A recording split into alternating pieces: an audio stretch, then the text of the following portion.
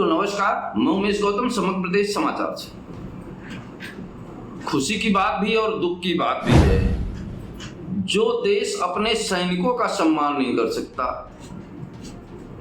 शहीद सैनिकों के लिए भी राज्य की परिभाषाएं बदल जाती हैं कि ये मेरे राज्य का है, उस मेरे राज्य का। जहां की सैनिक कभी ये नहीं सोचता बॉर्डर पे जाके कि मैं किस राज्य से आया हूं, वो केवल ये सोचता है कि ये पूरा भारत देश हमारा है और भारत देश के लिए अपने प्राणों की बलि दी। उस सैनिक के साथ भी वर्तमान सरकारें भेदभाव करने से कभी नहीं जूझ सकती। अभी पिछले दिनों महाराष्ट्र सरकार के मुख्यमंत्री ने क्रिकेट के सभी खिलाड़ियों को 11 करोड़ रुपए का दान दिया। देना भी चाहिए, उत्साहवर्धन होता है, खिलाड़ियों का मनोबल बढ़ता है। महाराष्ट्र सरकार का ये कार्य सराहनीय है।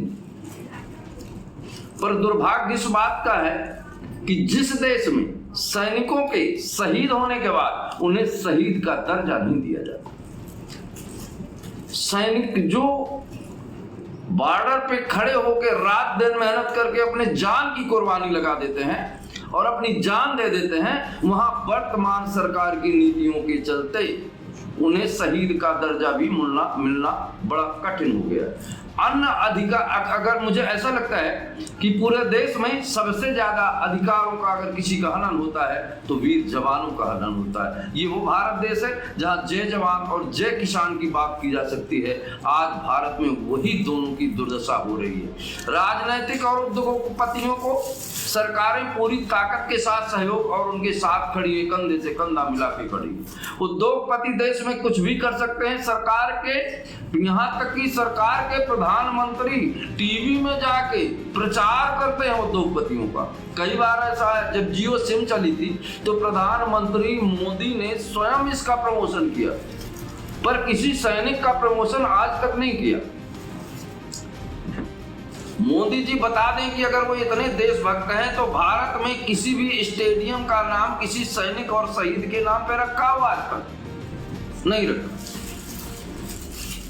वर्तमान में वोट की सरकार, वोट के लिए देश को किस तरह से नस्तनाबूद करने में लगी। ये देश का दुर्भाग्य है कि आने वाले कल समय में इसके दुष्परिणाम पूरा देश भोगेगा। जो सैनिक ने कभी नहीं सोचा कि ये मैं फला राज्य का हूँ, फला राज्य का हूँ, फला राज्य का हूँ, उन सैनिकों के साथ भी महाराष्ट्र सरकार और भारतीय जनता पार्टी की सरकारों ने क्षेत्रवाद के नाम पर हमेशा उनके साथ दुर्व्यवहार किया। मैं एक प्रमाण बता दूं आपको कि मेजर अनुज सूद पुणे में अपने परिवार के साथ 2005 से रह रहे थे। 2 मई 2020 को कुपावाड़ा में आतंकवादियों से संघर्ष करते के टाइम पे उनको शहीद हो गए। और जब वो शहीद हो गए तो इसी महाराष्ट्र सरकार ने कहा कि मेरे महाराष्ट्र के नहीं है, इसलिए मैं इन्हें कोई भी अनुकंपा नहीं या उनको पैसे कुछ भी नहीं दूंगा। और यहाँ तक कि लास्ट में महाराष्ट्र सरकार ने उनको 1 रुपया नहीं दिया। पर उनकी पत्नी ने अपने अधिकारों के लिए कोर्ट में चली गई, अदालत में चली गई और न्यायालय ने फिर धमकी भरे शब्दों में महाराष्ट्र सरकार को कहा। तब महाराष्ट्र सरकार ने उसकी अनुमानित राशि शहीद की दिया। ये वो देश है जहां जय जवान जय किसान के नारे लगते थे, वहीं अब शहीदों को शहीद का दर्जा देने पे भी सरकारें एक कानून और एक नियम, एक और राजनीतिक षड्यंत्र कर रही हैं। और जब जवानों और किसानों के लिए राजनीतिक षड्यंत्र होगा, प्रदेशवाद, क्षेत्रवाद, जातिवाद, धर्मवाद में बांट देगी सरकारें, तब एक बात आप समझ के रख लीजिए, आप देश सुरक्षित किसी नेता या मंत्री की वजह से नहीं है। सेना के जवान जो बॉर्डर में खड़े हैं, अगर वो 1 घंटे के लिए भी वापस बैक हो जाए ना तो पूरा देश एक दिन नहीं चलेगा। और उन सेना के जवानों के साथ जो दुर्व्यवहार सरकारें कर रही हैं वो बेहद ही दुर्भाग्यपूर्ण है। और यहाँ तक कि वर्तमान में कई बार से शिकायतें सेना की आती हैं कि ऐसा हो रहा है, पर उनके साथ ही सरकारें दुर्व्यवहार करती हैं। हम जानते हैं कि खेल का बढ़ावा देना बिल्कुल उचित है, पर अगर सैनिकों के साथ देशवाद, क्षेत्रवाद और राज्यवाद का लांछन लगा के उनके साथ दुर्व्यवहार किया जाता है, तो ये बेहद दुर्भाग्य। हालांकि उन्हें मरणोपरांत शौर्य चक्र से सम्मानित किया गया, पर उसके बाद भी महाराष्ट्र सरकार से उन्हें अपने पैसे लेने के लिए न्यायालय की शरण में जाना पड़ा। और आज सरकारें तो अग्निवीर बना के देश में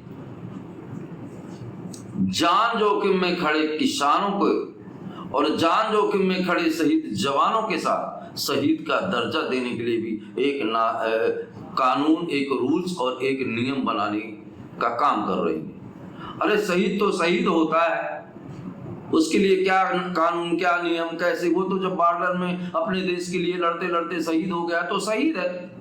अब उसमें अग्निवीर के नाम पे शहीद नहीं मिलेगा। ये सारी चीजें निश्चित ही आने वाले समय में ये देश का दुर्भाग्य है, अच्छी राजनीति नहीं है। मैं कहता हूं मीडिया किसी भी तरह से झूठे प्रोपेगेंडा करता रहे।